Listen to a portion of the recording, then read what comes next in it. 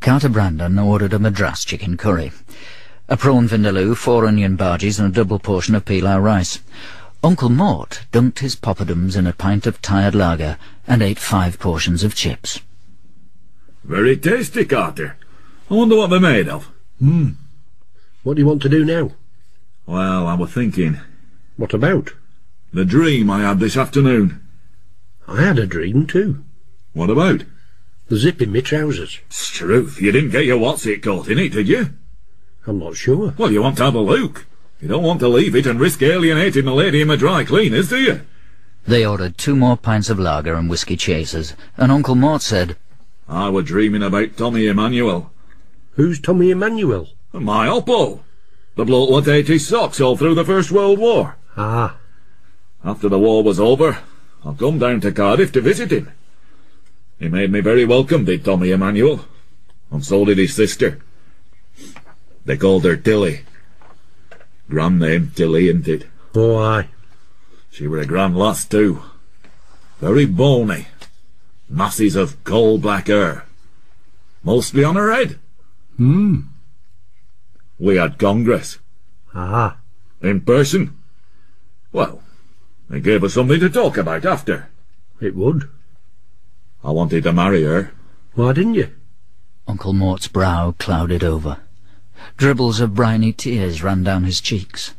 He sighed deeply and said, I wonder if she's still alive. I'd love to find out. Shall we go and see, Carter? Where does she live? Splot. Splot. Nice word, splot. Oh, aye. A man could die happy having lived in Splot.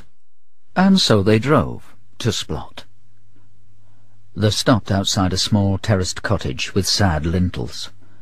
The front door was painted vivid scarlet, and there were fronds of tinsel attached to its knocker. My Tilly. I wonder if she's still alive, Carter. Well, there's only one way to find out. Knock on the door. Uncle Mort knocked on the door. It was opened immediately by a tall young woman. She had ginger hair and milk chocolate skin. She wore a tight, sleeveless roll-neck jumper and a thigh-length, shiny black skirt. We've come to see Tilly. Been here before, is it? Oh, aye, many times. Come in, then. They followed her into a narrow, cluttered hall. It smelled of damp boxing gloves. The girls smiled at them and led them into the back parlour. Here you go, then, boys. All yours. The room had sallow, pouch-eyed windows. A gas fire flared and popped in the grate. A girl in a half-open dressing gown flopped on a sofa, dangling her flaky-shinned legs over the arm. Another girl, in a singed leotard, sat on a puff feeding aniseed balls to a threadbare poodle. In the very centre of the room, in a cavernous armchair swathed in tartan rugs, sat an extremely large woman.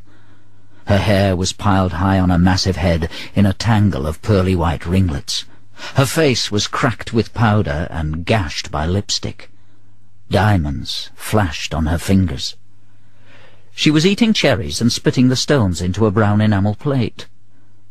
She narrowed her eyes and looked carefully at her visitors.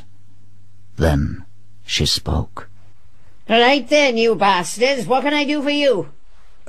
I'm not quite sure. Have you been here before? Oh, yes, many, many times. At your age? They must be spiking your instant possum. The girl on the sofa giggled and winked at Carter Brandon and slowly pulled down her dressing gown over her shoulders. Well, come on then, don't piss me about. What do you want? I've come to see Tilly. I see. Is she here? You're looking at her. What? Now look, my old butt. I got a convicted arsonist outside in the back kitchen, and he don't take kind to people what mucks me about. If you don't like the merchandise on offer, sling your hooks. No. You've got hold of the wrong end of the stick, Tilly.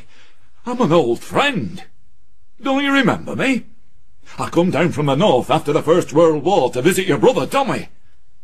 I'm the one what didn't know how to lock the outside lavvy.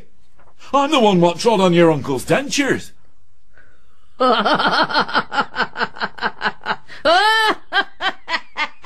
You? Dear God, it's you. You burnt all in the bolster, you bastard! Only because I was having dreams about you, Tilly. What? I wanted to marry you, Tilly. You what? You wanted to marry me, why? Because you was young and you was wild and you was Welsh.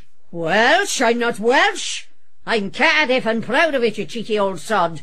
Don't you go lumping me with all them chaffs from the valleys. Don't you go... Yes, I remembers you. The coppice, by the way, eh? That's right, Tilly. Well, my lovely, there's a lot of water passed over that weir since them days. Well, in what way, Tilly? In what way? Well, look around you. Well, I can see you've got a bonny collection of grandchildren here, Tilly. Lovely lassies, aren't they? They do you great credit. Were they in the brownies? Carter Brandon led Uncle Mort gently out of the house. They drove back to their lodgings in silence. They went to the pub next door and drank 3 pints of lustrous, lingering, brains-dark beer. Just as he was climbing into bed, Uncle Mort paused and said, Do you know the one thing that upset me about Tilly, Carter? No, what? She didn't offer us a nibble at the cherries.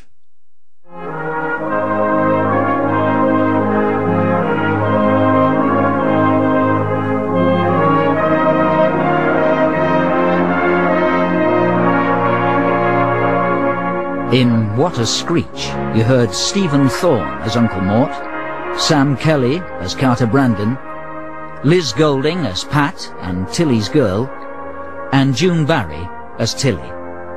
The narrator was Christian Rodska. Uncle Mort's Celtic Fringe was written by Peter Tinniswood and produced in Bristol by Pete Atkin.